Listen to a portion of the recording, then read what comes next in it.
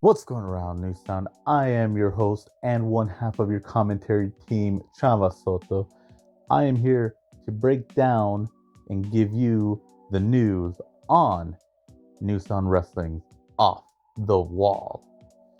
Show is January 10th. Get your tickets now if you haven't. It is this Saturday. And while you're at it, check out the previous matches, check out last show, check out the marks. We just had the marquees. So if you haven't seen it, check it out now. But let's get into the card. Let's just start off with what's been going on in the New Sound Heavyweight Championship scene. Uriah Upton won that championship back in June. He has defended it ever since. The Silverback Brixton Nash has had, he has claimed that title as his. He is the uncrowned champion, and he had a point. He was undefeated up until Super Mania, where he got himself disqualified. Like, that's insane. You squandered an opportunity, but also a statement in your undefeated streak. Ref decision is ref decision. You can fight it all you want, but you got to live with it. And then let's go back to Anthology Volume 2.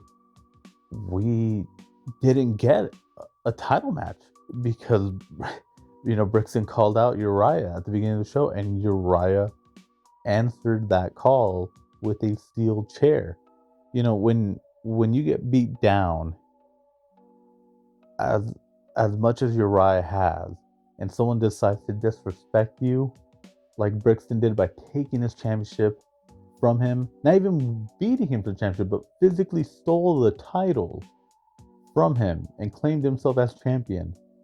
You have, as a champion, you have a bone to pick. You have an itch. You have this anger. You have this piercing tension that you have to get rid of. Unfortunately, after Uriah got that beat down, or gave his beat down, Brixton was able to overcome and still walking off with that Nissan Heavyweight Championship. So now, these have been fighting over this championship title, and our CEO of New Sound Wrestling, Amanda Monroe, has had enough of it. She is now separating these two. They will have their own opponents at Off the Wall. If Uriah interferes in Brixton match, he will be stripped of the championship. If Brixton interferes with Uriah's match, he will be stripped of his number one contendership. So it's a lose-lose situation for interfering. But they have their own opponents to deal with tonight. First one will be Uriah Upton versus Nino Hatchet, the HNIC. Now, this, it's really interesting. This is a non-title match, but just because it's non-title doesn't mean that you don't have something to prove. Nino's been injured for months now. He has not been able to compete in a New Sound ring in a very long time. I think it's been about 6 months now. Injuries happen. They suck. Because now, Nino was up here I think the last we saw, if I remember it, last match we saw was him facing off against Jameson McGregor for the Alternative Championship. And now he's kind of gone down the card a little bit. But who's to say if the HNIC can pick up the win against Uriah Upton, that he is now next in line for that heavyweight championship? Maybe Brixton has to take a backseat then. I don't know. I'm just saying. It can't happen. And Uriah is a defending champion. He may not have the championship, but who's to say he doesn't just decide to put it on the line against Nino? We never know.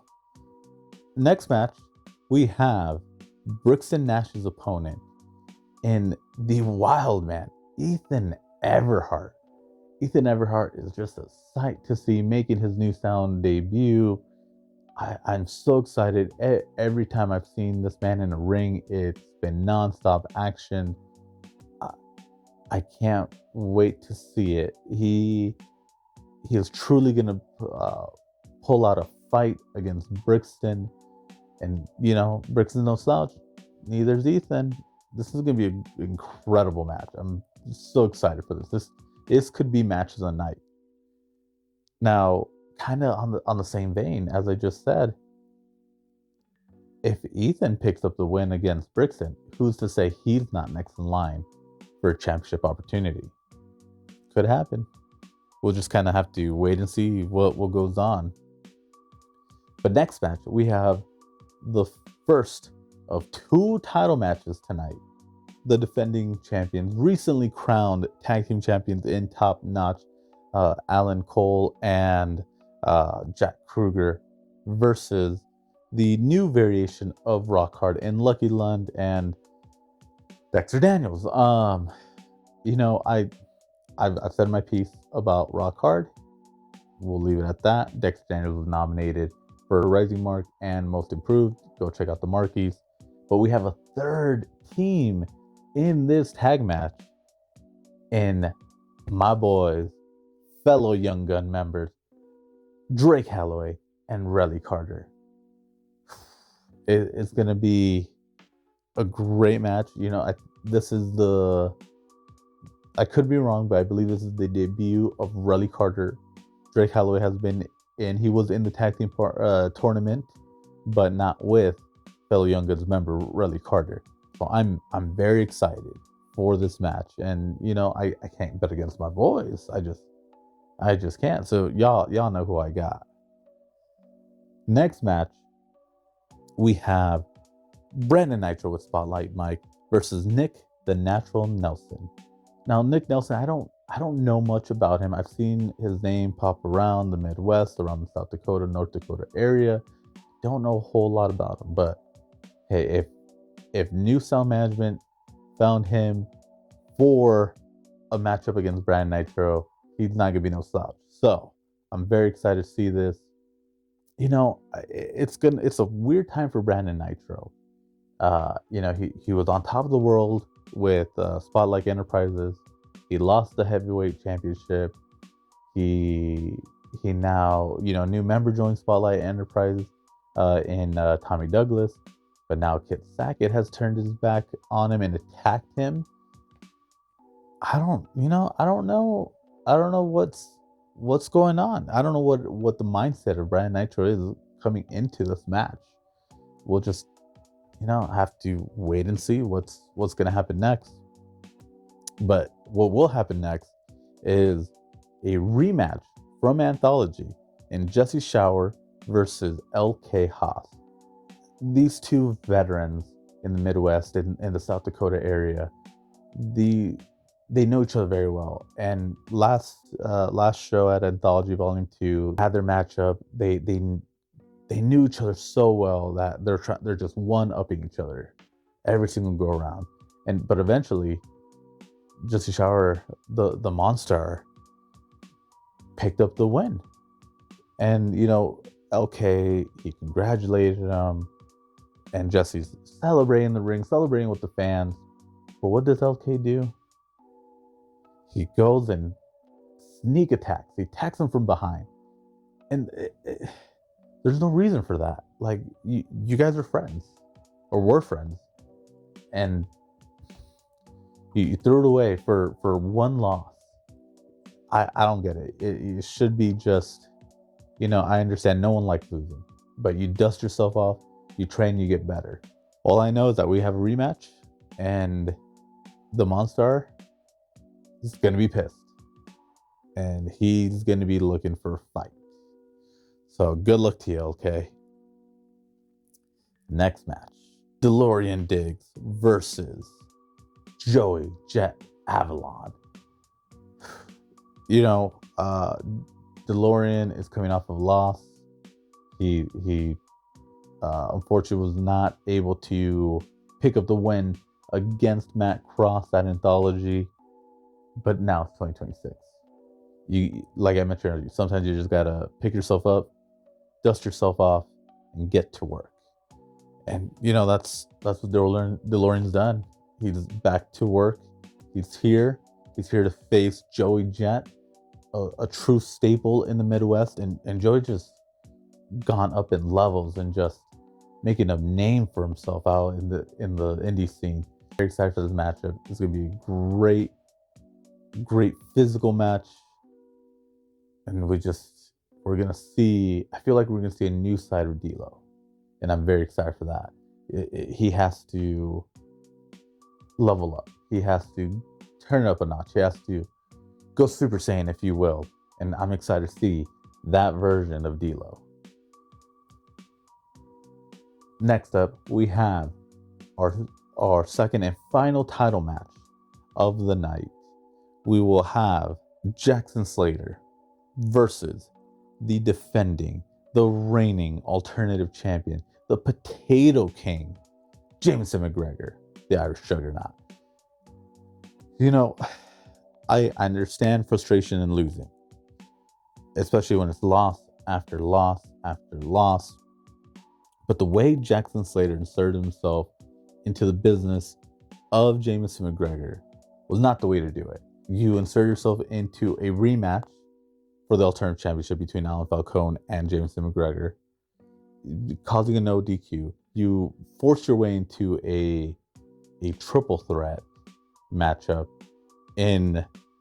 at Supermania. You came up short there, and I just don't understand the mindset coming into this match. But what I do understand is, for Jackson Slater's size, he's very quick. He's very agile. But so is the king of potato style, Jameson McGregor. That man, I've seen him do things that men his size should never be able to do. But he can, and he does.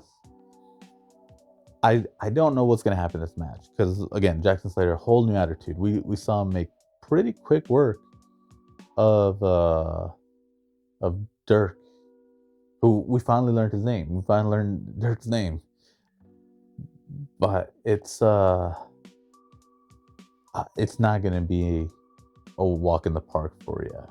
It's not going to be a walk in the park for either of these two men to come out with the alternative championship.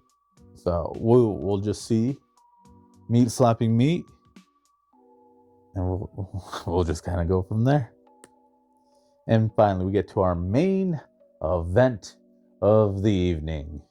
We have the South Dakota Sweetheart, Allie Quinn, versus Sierra. Now, this is truly going to be a great matchup. Allie Quinn, she's been picking up wins after wins in Newtown Wrestling across the Midwest. She's a fantastic wrestler. But sometimes you need to measure up. And Sierra is the measuring stick in women's wrestling around these parts. She is no slouch. She is fantastic in the ring. Every opportunity that I've had to see her, she's been incredible. So this is truly a test for Allie Quinn. I'm excited to see it. So, let us know in the comments below, ladies and gentlemen, who you think is going to win. Let us know your predictions. Let us know what you think of the card. And don't forget to like, comment, share, subscribe. Again, follow New Sound Wrestling. Follow 4.5 Marks. Check out the Marquies. Check out Anthology Volume 2. And just get caught up with the show. Because, again, January 10th, this Saturday, Sioux Falls, South Dakota at the Alliance. Your marks will be there. Your boys will be there. We'll be hanging around. We'll be floating around at the beginning of the show, intermission after the show. So come say hi if you're there. Make the drive up. It's only 2.5 hours. We say all the time. Fill up the car with some friends. 2.5 hours is nothing. Have a good time. But we'll see you there. And remember, if that check bounces, so do you. Okay, bye.